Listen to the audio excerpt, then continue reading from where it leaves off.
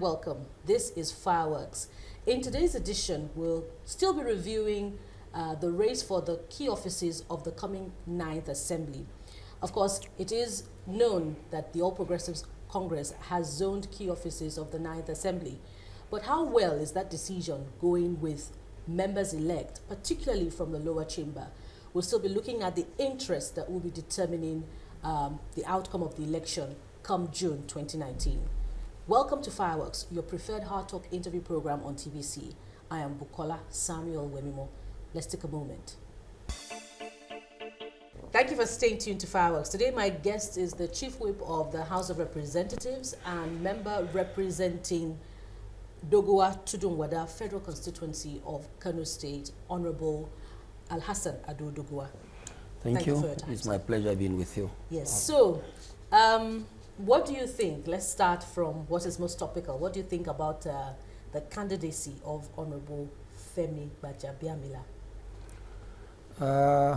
As it has always been, and based on what we have on ground, I want to say without any fear of contradiction that the candidacy of Right Honourable Femi Gbajabiamila to be, and by God's grace he will, the Speaker of the 9th House of Representatives, is, to say the least, an apt decision.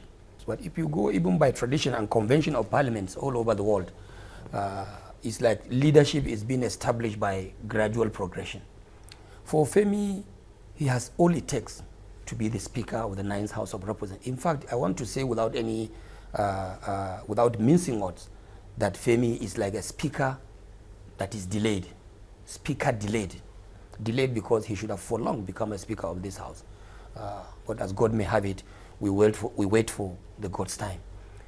And for someone who has in the first place led a minority party, and not only led a minority party per se, led that minority movement with passion, with an impeccable disposition of leadership qualities.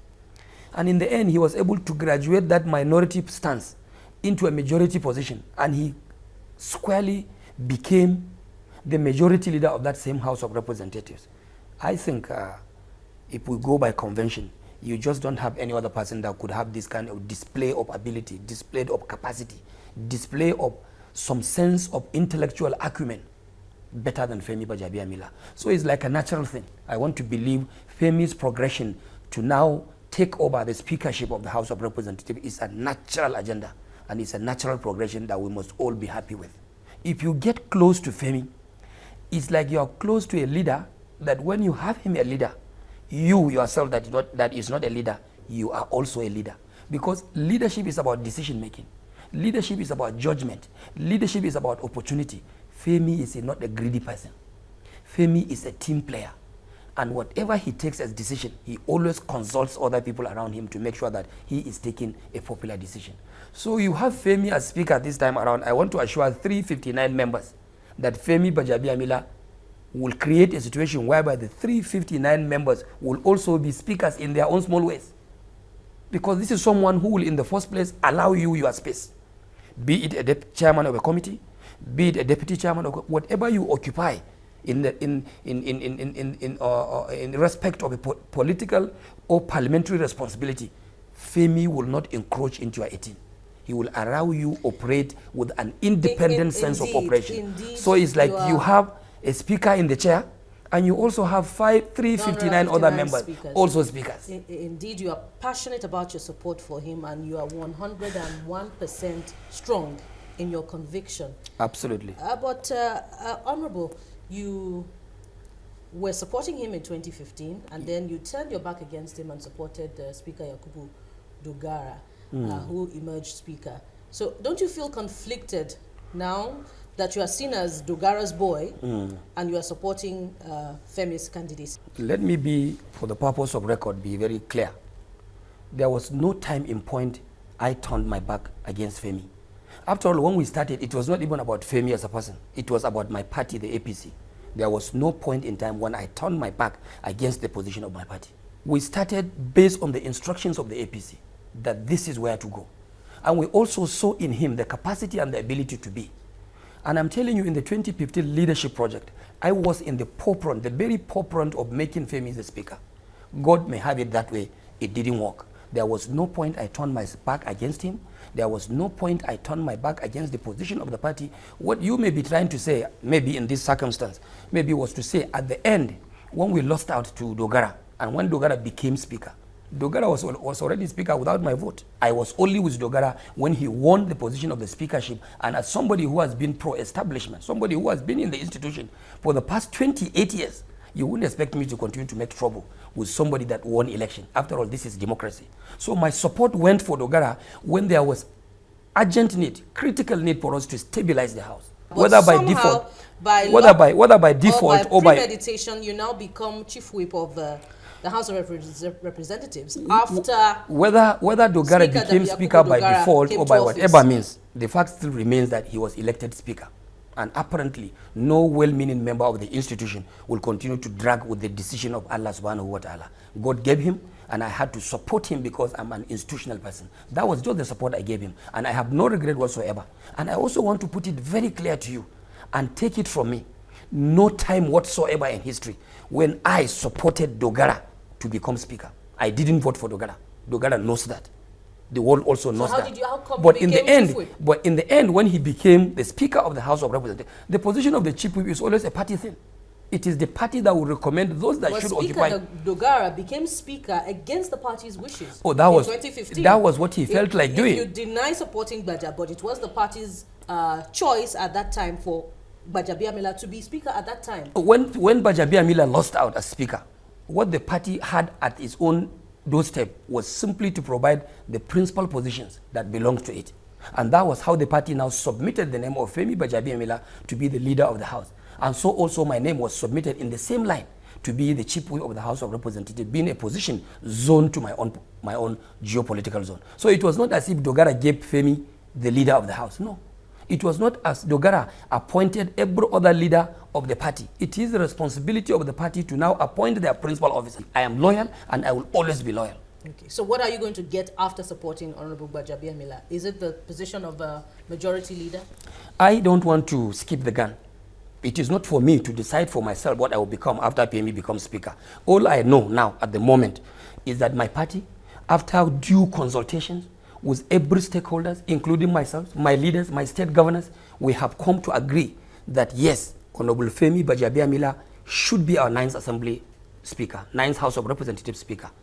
The party has also gone further to decide that the position of the Deputy Speaker should go to the north central part of this country. That is where I stand. I'm now waiting for every other decision to be taken at the right time. It's not for me to speak. But you are being touted to become majority leader. Of course, when this position is zoned to my geopolitical zone, not only be taunted, I will be out for it. It will be a good reward for party loyalty and for support for Honourable Gbajabiamila. I don't have to put it that way. I will only suppose that should the party decide to zone the majority leader of the House of Representatives to my own zone, then I think based on my experience, based on the length of time, the period of time I've been serving as far back as 1992 in the House of Representatives, and with a very good relationship I keep with members of the House from my zone, I would want to aspire for that position. It's now left for my members to now accept me as their leader or to decide otherwise. This is a parliament or a platform that you call first among equals. When I have that opportunity to operate as House leaders, my honorable members from my zone and from the whole of the House itself will be the people that I work with. So I will want to see if I can be able, having given this opportunity, I will want to see if I can be able to now take advantage of my good relationship with the people and provide a very good leadership that will only not create harmonious working relationship among members, but will create a harmonious working relationship between the institution of the legislature and the executive arm of government, which unfortunately was the case we lacked in the 8th and some subsequent other assemblies we had in the past. Okay, we'll get to see all these things play out by at the God's 9th grace. Assembly. I'm optimistic that you believe in the principle of fairness. Yes.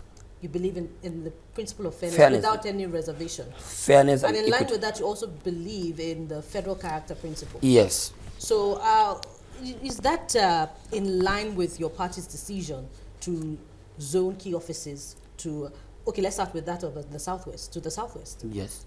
Is your party's decision fair? I want to, in my own opinion, say that what the party has done in terms of zoning the speakership to the southwest, I want to see it in my own face that is fair, is just. And when you now take... So you have the VP from the Southwest, and if Honourable Gbaja emerges Speaker, he would also be from the Southwest. As a matter of fact, if you emerge Majority Leader, the President would be from the Northwest, you would be also from the Northwest. I think that is a very good agenda. Fair? It is quite fair. What happens to the agitation of those from the North Central? You see, don't forget, this is democracy. What happens to the agitation from those from the Southeast? It's not about agitation. You could agitate. And but no matter what you agitate for... to your commitment to the federal character principle. All of a sudden, your commitment to the federal character principle is now subjective. That's what I'm saying. You cannot rule that out. The fact remains the same. Inconvenient. It's not that inconvenient. Because whether you like it, your judgment position or your decision. Miss out on. No, that is not just... advancement in your political career. Allow me explain. Let me explain it this way. Whether you like it or not, since there is this sharp division between the South and the North, geopolitically, and you have two key positions in the North, supposedly, the President and the Senate President also from the North, then you cannot rule out the possibility of giving the speakership to the other side of the country, which is obviously the South. And the idea is that since we are running a democratic process, we are running a parliamentary thing, it is about game of number. It's about what you call the Marxian approach, the Marxian principle that says from each according to his ability and to each according to his level. You cannot assume that simply because you want to respect the principle of federal character. You cannot also assume that simply because you want to be fair. You can only be fair if you compensate people based on their own label. So if you are now taking the speakership to the southern part of the country, as far as politics is concerned, as far as democracy is concerned, and as far as game of compensation is concerned, you have no other zone to take that very big position to, except the zone that has produced greatest and the highest number of contributions to the process. And that is why we could not have avoided the Southwest to take the speakership, because they produced the highest number of votes in the whole of the southern part of the country. But in response to your argument, those from the Southeast or the southern part of the country would say, are they now second-class citizens just because they didn't give you the numbers that you required? They cannot be second-class citizens. You can't undermine the amount of work that they did, however little in numbers, of the people that did it. They cannot be called second-class citizens. They voted the APC in second-class capacity. And if we want to remunerate fairly and justly, we have to give them exactly what they deserve. It's not as if anyone is going to deny any zone any position. One good thing about the parliament, especially the Nigeria's National Assembly, is that we have 6 other positions available in every chamber. In the Senate, we have 6 other positions apart from the Speaker, apart from the Senate President and the Deputy Senate President. In the House of Representatives, the Green Chambers, where I belong, we also have 6 other positions apart from the Speaker and the Deputy Speaker. So it's not as if any zone is going to be undermined. Every zone will be reflected on the leadership and it will be represented. But such representations or allocations of positions must be on the basis of what you have contributed to the system. So that is not what the APC is all about. In the same breath, what would you say about the ambition of Honourable Nkiruka Onyeji-Ocha?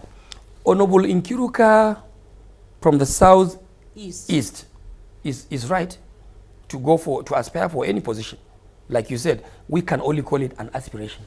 But I want to believe that Nkiruka, day in, day out, before we get to the D-Day, should come to reason with this formula, with this agenda of the party, and certainly should be on board. With the blessings of all our governors. Hold on. Contesting from the North Central. Hold on. They don't stand any good chance. One good thing they don't understand is that it's not going to be business as usual. The PDP continues to threaten that we are going to vote in block. We are going to vote in block. And this block they are talking about is a group of 111 members. We have over 220 members. Just as the PDP is going to vote in block, we also want to assure you, I want to assure you, this time around, we must get it right. This time around, the APC will also vote in block. Such divisions that you pretend or you presume that will happen will never happen, because the party has taken the right steps at the right time. Consultation started quite a long time. It has started. Not only at primordial levels, consultation at the highest level, even with Mr. President, with due respect. Consultations have been taken and they are ongoing. What I'm trying to say is that the likes of Nkiruka, the likes of Honourable Bago, who are very respected members of the Green Chambers, I'm sure we will not leave any stone unturned. We will reach out to them. We will consult them. We will make sure by the 10th of June, when probably we are going to inaugurate, we shall have only one candidate to aspire for the speakership as candidate, and that person will be no other person than Femi Gbajabiamila. He will be a lone candidate. He will be our day that time, and we will deliver by God's grace. Every other contender, I will presume he will understand voting. and will come and fly on the same. Is also another very interesting dimension to Yes. the emergence of key officers of the National Assembly, but that will be after the break. It's Fireworks on TVC. TVC's Hard Talk interview program. Stay with us. We'll be right back.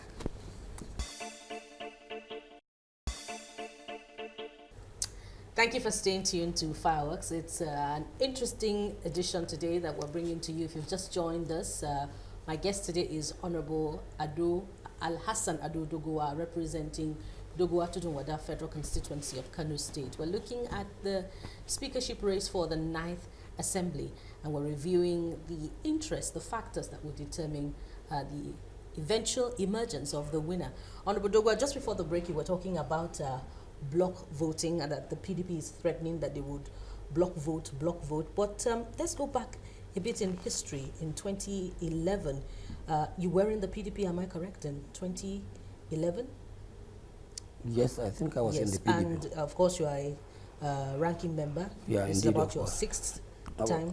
Yes. Yeah.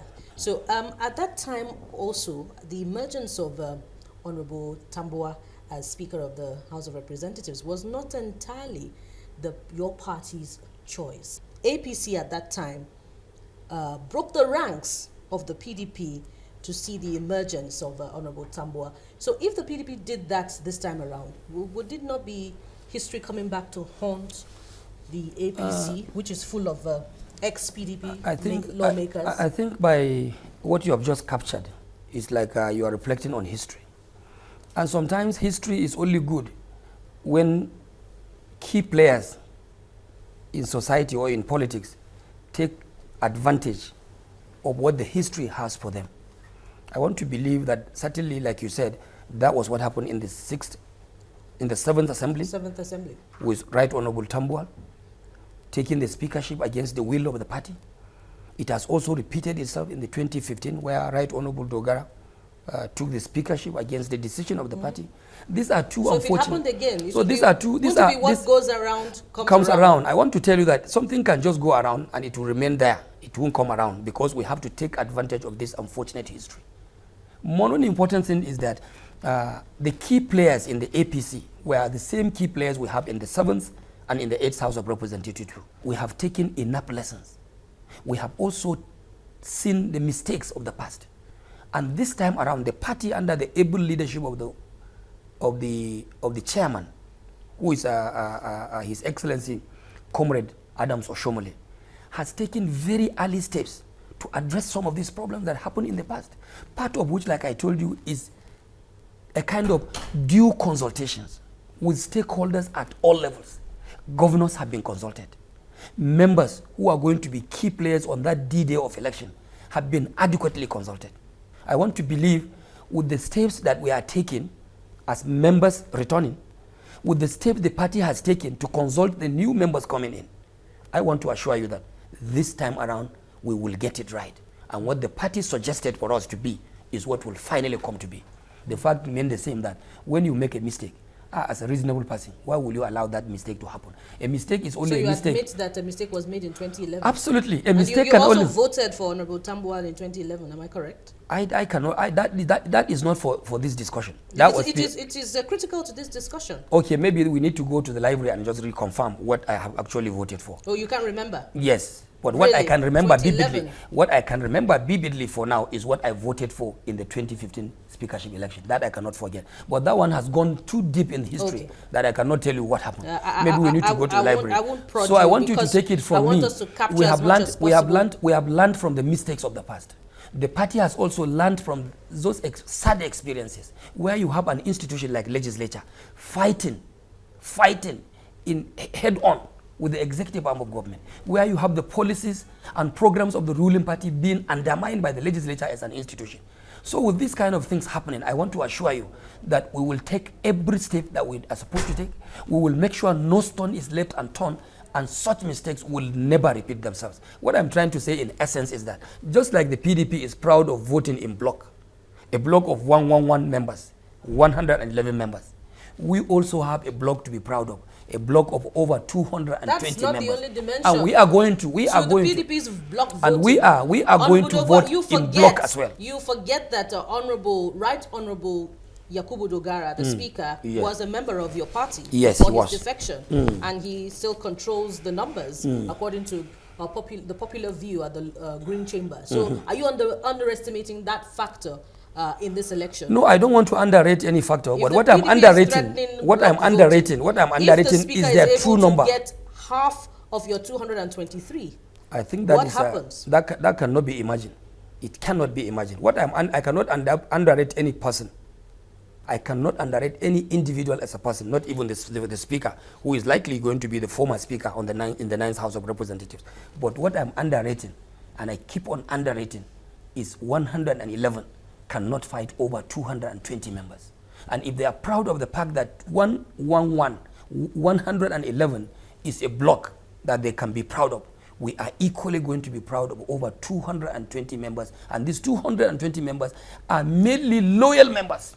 Where you have contentions, even in the case of the North Central, where you have Bagu still contending, where you may have also some other people contending, those are very, I think, I don't want to say inconsequential, but they are issues that we can resolve between now to the next 45 days.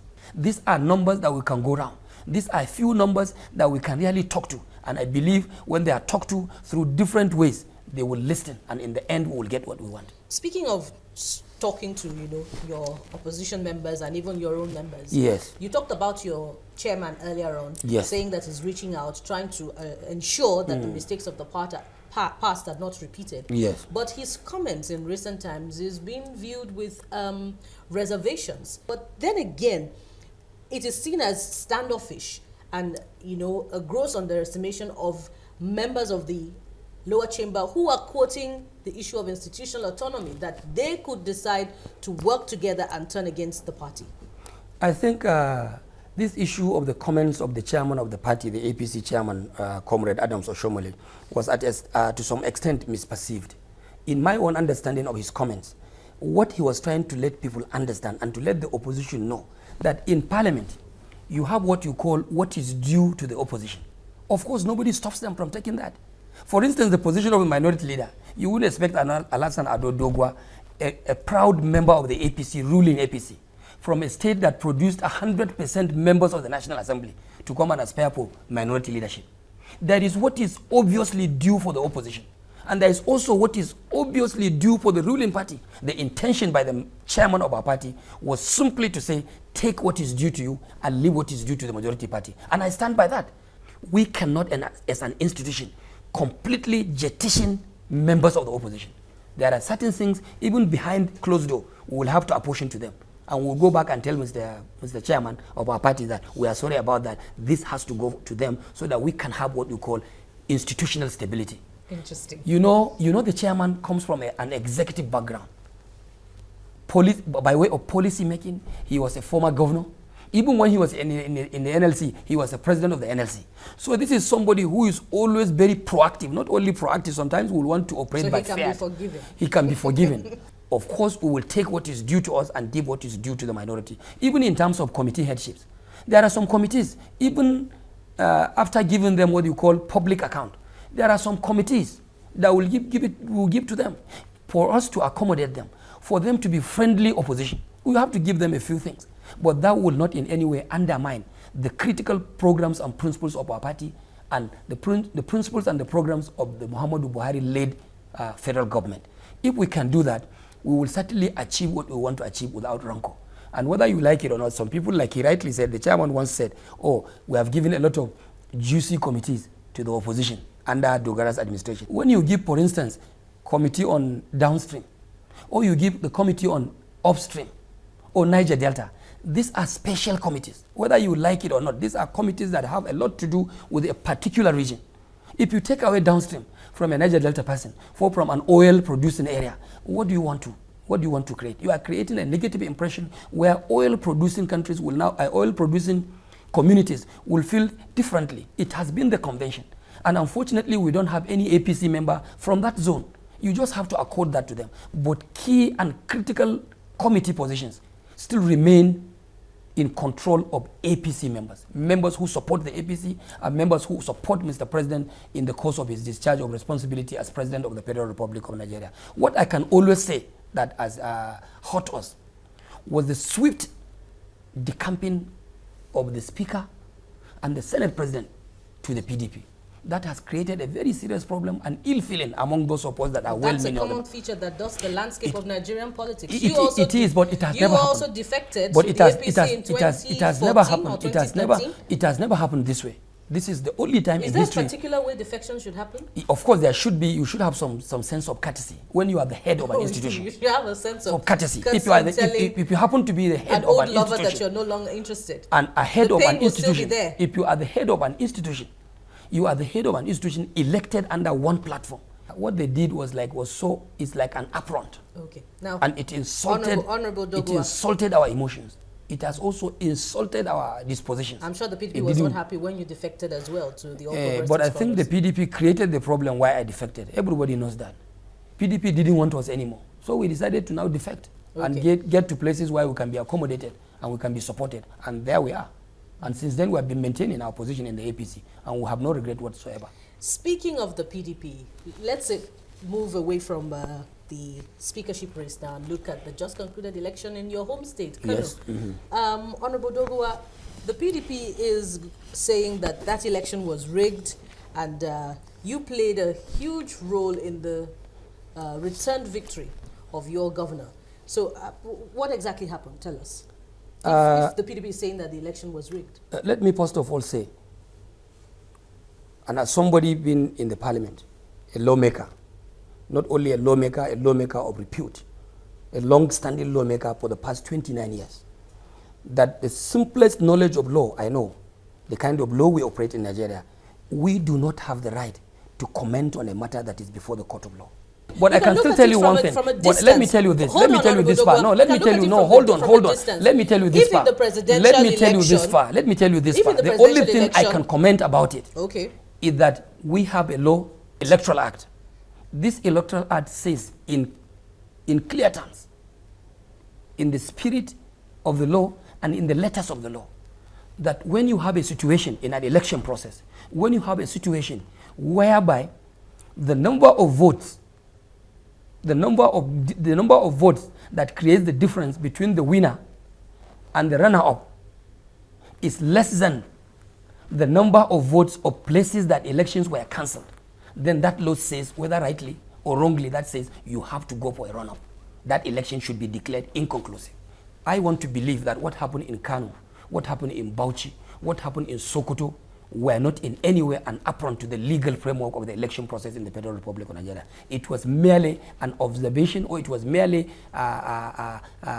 what you can call compliance with the position of the law. The position of the law. But let's look look at it from a distance. Please. If the All Progressives Congress polled votes in the realm of millions, about 1.4 in the presidential election, to the PDP's a little over 300,000, and we see the governorship election where the PDP led in that election. All I want you to understand is the fact that what happened in Kano, Bauchi, and Sokoto were mere compliance of the position of the electoral law. And that's just it. Whether people acted this way or the other way, that will amount to making personal comments and opinion expression. I wouldn't want to do that. I'm a lawmaker and should be a very good custodian of the laws of the land.